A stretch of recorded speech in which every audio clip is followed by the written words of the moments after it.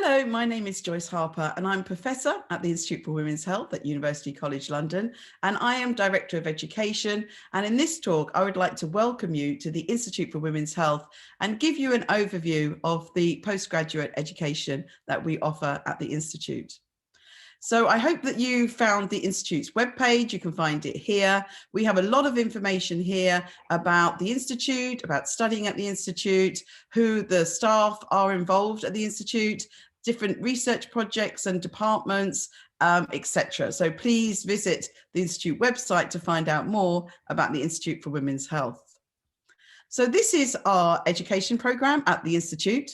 We run 4 different MSc programs. We run, the very first MSc that we started was prenatal genetics and fetal medicine, which we started in 1996.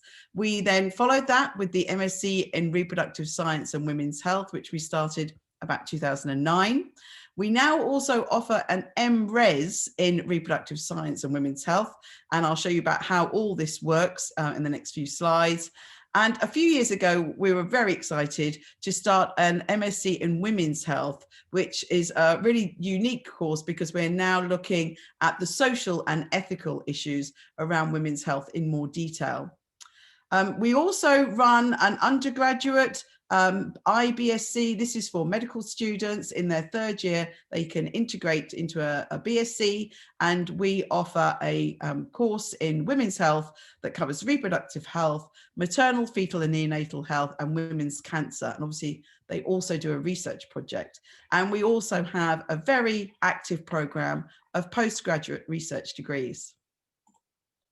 So these are our MSc programs. As I've said, we've got here prenatal genetics, reproductive science and women's health. So prenatal genetics and reproductive science have, all of our MScs have 8 modules. All 3 of these MSc have 8 modules. The prenatal and reproductive science have 4 modules in common. So they have basic genetics, fertility and infertility, prenatal diagnosis and pre-implantation genetic diagnosis in common. So all the students come together for these modules and learn about them. I must just mention that fertility and infertility, science and society has just become this new name. Previously, it was called gametogenesis, pre-implantation development and assisted reproductive technology. I thought the title was very long, and also we do cover a lot of information about how these issues affect society. So we have recently changed the name of that module, but you may see the old module in some places. So as well as having these 4 core modules that they have together, prenatal genetics then does 2 more modules on genetics, 1 module on organogenesis and 1 on fetal and perinatal medicine. And the reproductive science students at the same time will go off and do female anatomy, pregnancy and childbirth, reproductive health and reproductive cancers. So I hope you can see how these 2 modules fit together. Now, women's health, we've tried to have a different format. So what we've done here is they have also do the female anatomy module with the reproductive science students. They also have 3 bespoke core modules for women's health: understanding research, legal and ethical, and concepts and controversies. And where we differ from the other MScs is that the next 4 modules on women's health are optional modules. So they're on the website, you can see the modules that are listed, and the students can just choose which modules they want to do.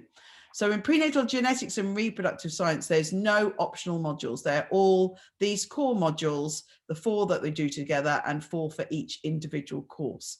Women's health, 4 core modules, and then 4 optional modules. So the MRes program in reproductive science, for MReses, you do a longer research project. So you have your 4 modules, which you pick from the reproductive science modules, and then you can take a longer project. And there are some other optional modules that you can take as well. So I have done a video about the MRes, and you can also find more information about the MRes on our website. So if you're thinking of doing a course where you want to do a longer project and less taught modules, especially if you want to do a PhD or do a job where it's going to involve more research, the MRes would be the program for you. But please watch the video that we've done, which goes through the difference between the MRes and the MSc in reproductive science. So this is the Institute. It's a really wonderful place.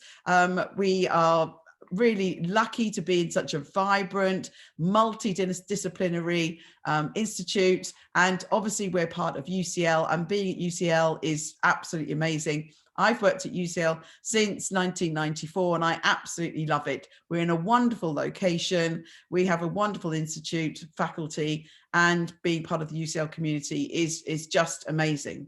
What's also absolutely fabulous about being at UCL is we are right next to University College Hospital. So we have new buildings of the hospital you'll see around the Euston Road and Tottenham Court Road. And this means that we have very strong links with the hospital staff, with patients. So this really opens many doors for both education and research within the programs that we offer. So we have very strong collaborations with various departments in University College Hospital.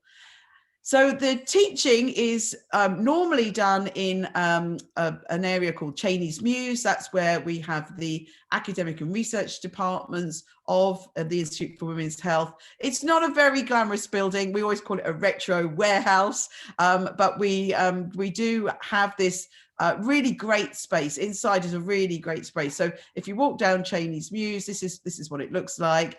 And we're just here on the right. And it's a great place because we've got a hub for our students. One problem with studying in London is that you can be all over the campus on different locations, and you will have lectures in different locations for sure, but Courtneys Muse is always our hub and it's our home, and it's a really great place to be. And I have my office right next to the lecture theatre. So here's inside Courtneys Muse, here's the lecture theatre. Now, obviously in 2020-21, we had a very difficult year. And obviously because of COVID, people were working at home. But hopefully for 2021-22, we'll be back in Courtneys Muse. This is our lecture theatre. So some of the lectures will be in here, not all of them, because when we get everyone together, we have 60, 70 students.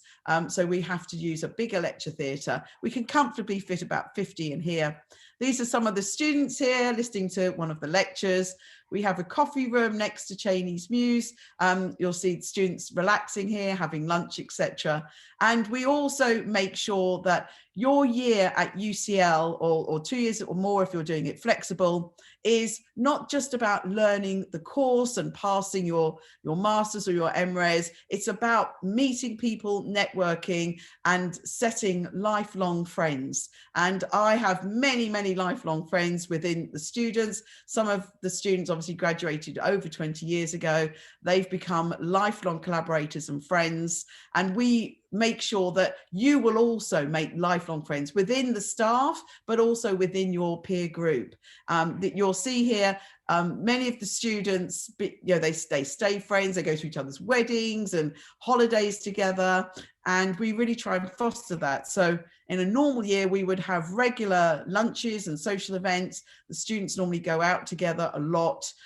So we really want you to have an amazing year, make lifelong friends, and as well as getting your course. And it's really important with networking. So many of your colleagues will help you in your future career. And we also get many of you to come back and give career talks and even teach. We have many of our students that teach on the MSc after they've gone on to their careers. We also meet our students at various conferences, and it's a really wonderful thing to have these connections with you when you come. So a little bit more about the Institute. The director of our Institute is Professor Anna David. She's as well worked at UCL as long as I have. She's a really dynamic and wonderful director of the Institute. And these are the departments. We have the Department of Reproductive Health, where I'm situated. We have maternal and fetal medicine. We have neonatology, and we have women's cancer. So these are the main 4 academic departments.